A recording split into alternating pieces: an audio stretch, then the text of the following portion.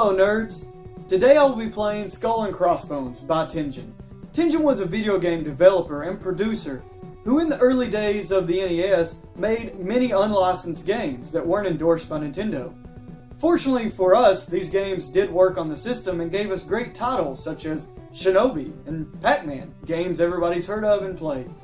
But unfortunately for me, I'll be playing this one, and it doesn't sound too promising.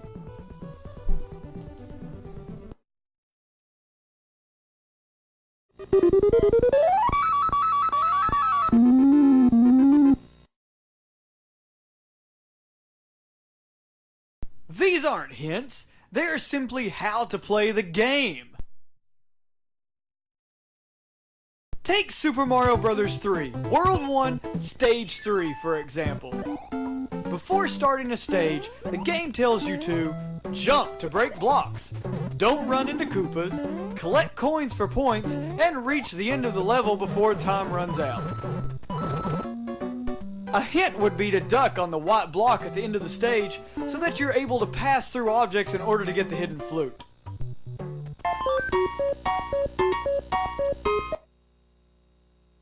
And it's also going to tell me what every button on the controller does? Did it not come with an instruction manual? Why don't it just play itself if it's going to be giving me these so-called hints and every button configuration? It would keep me from having to play it.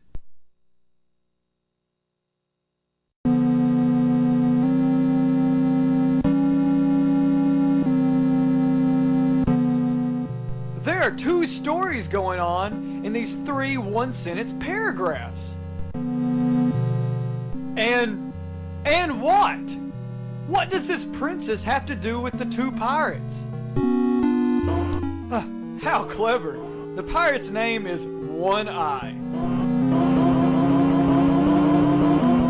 Does he have to make that sound when he swings his sword?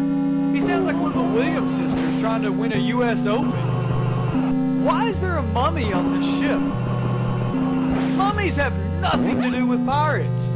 This girl, who doesn't seem to mind the mummy, is pointing you to go to the right, even though an arrow appears on the screen telling you to do the same thing. What just happened? Did I fall off the ship and then flip back on? It doesn't seem to hurt me either. Is this pirate invincible?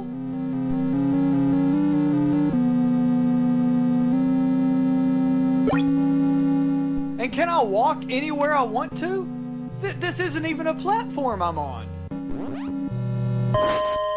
It's like I've had bungee cords attached to me since the beginning of the level. So now she is the pirate's princess? It didn't say that at the beginning.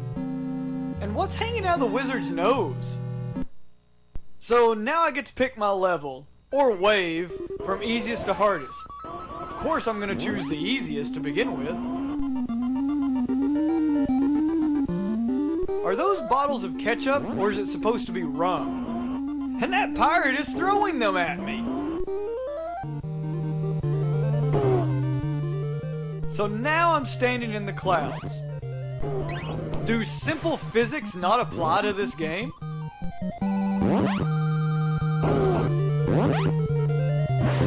Was that supposed to be the boss?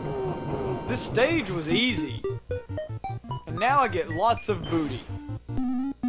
And I have to mention the blood spray. You did not see that in games at this time.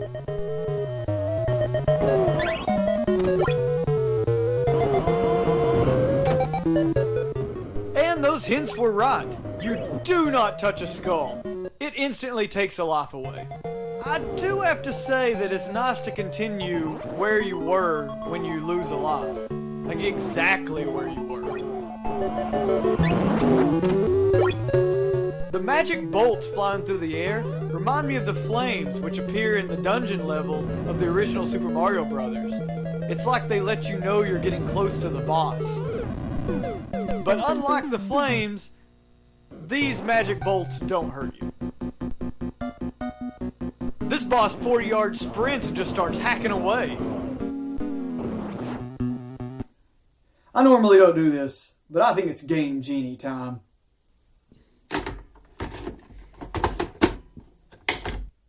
There are a few of these codes that don't even matter. Like, I wouldn't ever use them. Like, why would I want half the energy? Why would I want to speed up the timer? Why would I want to make the game harder for myself? Well, at least there's one in here for infinite weapons, and that seems like the best course of action for what I need to do.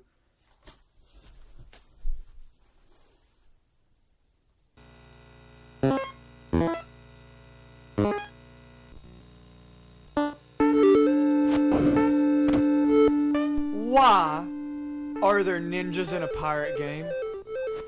First there were mummies, but now ninjas? And listen to this stereotypical music.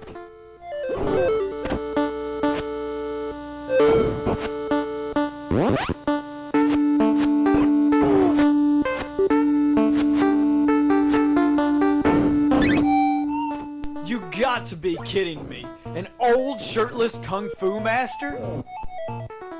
I should turn this game off right now. So all these bosses are really the wizard in disguise?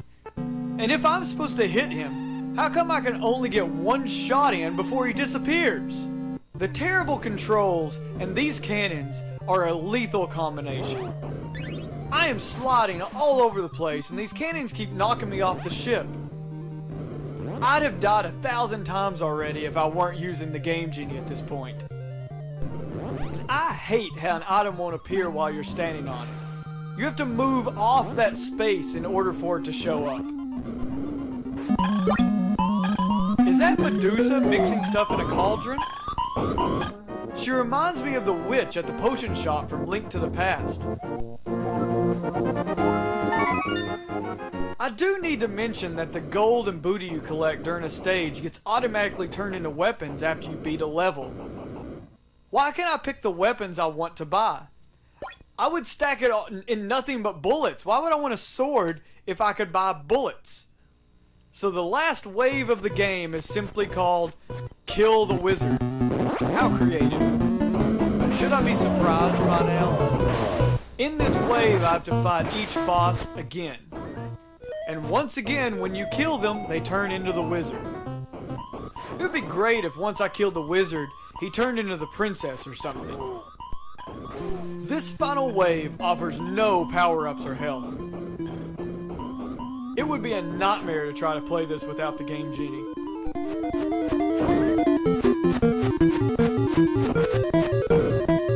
Ha! The wizard's magic doesn't even hurt me.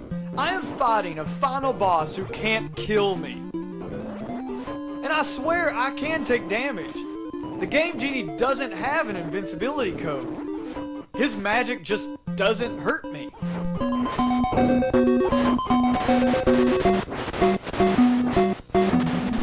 So I beat him with ease and then flip up to save the princess. We were then transported back to the boat I came in on to party, dance, party?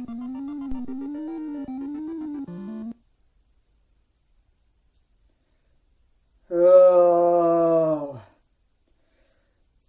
Completely unnecessary. A bad game like this does not deserve a dance celebration at the end. When you beat a Zelda game, sure, you want a great musical number dance celebration or montage of what you've been doing in the game.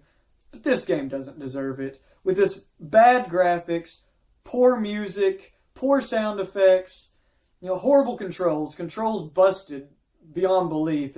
Everything feels like you're sliding around on ice. And horrible enemies. Why they're kung fu masters and ninjas and mummies in a pirate game? Why? The only good thing that came out of this video was that I mentioned Pac-Man at the beginning. And now that's all I really want to do is play Pac-Man. So, see you guys next time.